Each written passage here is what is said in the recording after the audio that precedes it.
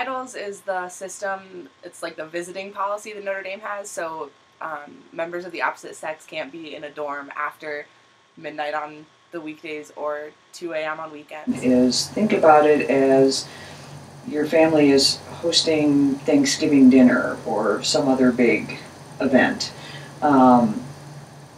And so you're all scurrying around, you're doing what you need to do, you're preparing, you're enjoying the company, but at some point, people have to go home in order for all of you and your family to be able to engage in just the normal family activity.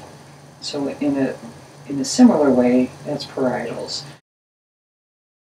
We're not setting out to hunt people down who, we don't knock on random doors to make sure there are boys or anything.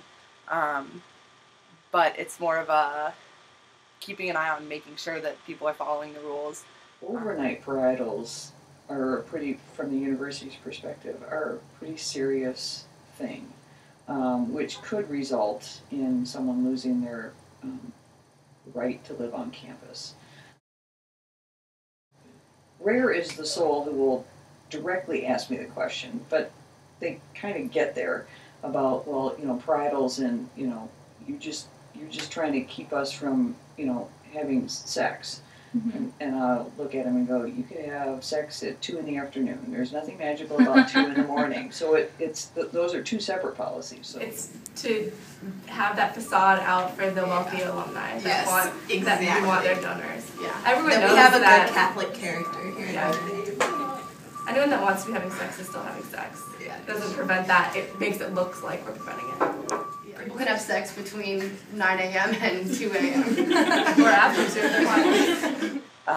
It's definitely a rule that gets broken without getting caught a lot, probably. I think it's utterly ridiculous that we're adults and we have Parietals. That's just dumb. It's dumb. It's really dumb. In a word, it's dumb. Often hear, well, Parietals interfere with, the ability for, males and females to simply hang out together. A way to alleviate that is to really focus on developing or enhancing either the number or the space itself of 24-hour spaces. Yeah. It does really change the way that we interact. And I especially, like last year, I would go over to just watch a movie or something with some of my friends in Dillon, and then it's like 2 a.m. all the girls have to leave, and the guys still stay and just hang out for another hour, 2 hours, who knows. But it just marks out you're different. These are the boys, these are the girls. They're supposed to be separate. Well, and then it always carries the assumption that all interactions between men and women are sexual interactions or potentially sexual interactions. And so I think that makes friendship, heterosocial friendship really difficult. And that's something that you actually need to live in the world.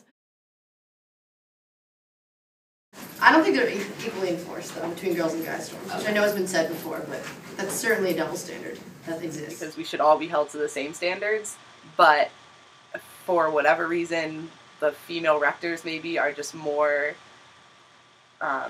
think it's more important to follow that rule about having the alarms. You shouldn't be getting in trouble if you're an adult, a responsible person.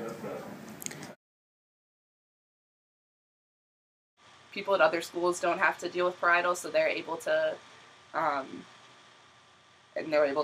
live life and take care of themselves. So I think that not all hell would break loose, but it would definitely change the dynamic of the dorms.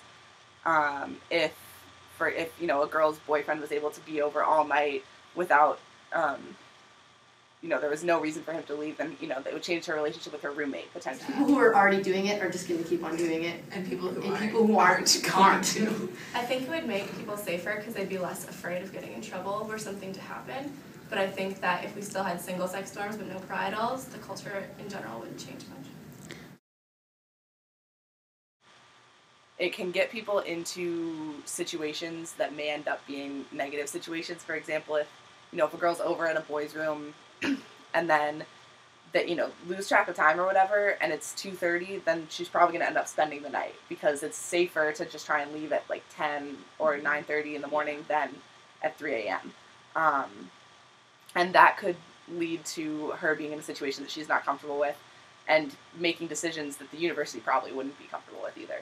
Huge benefits. Actually, after living here for 4 years, I can't say that I hate Parietals or anything. I think it's nice to know that there comes a time when you can just have like girl time in the dorm.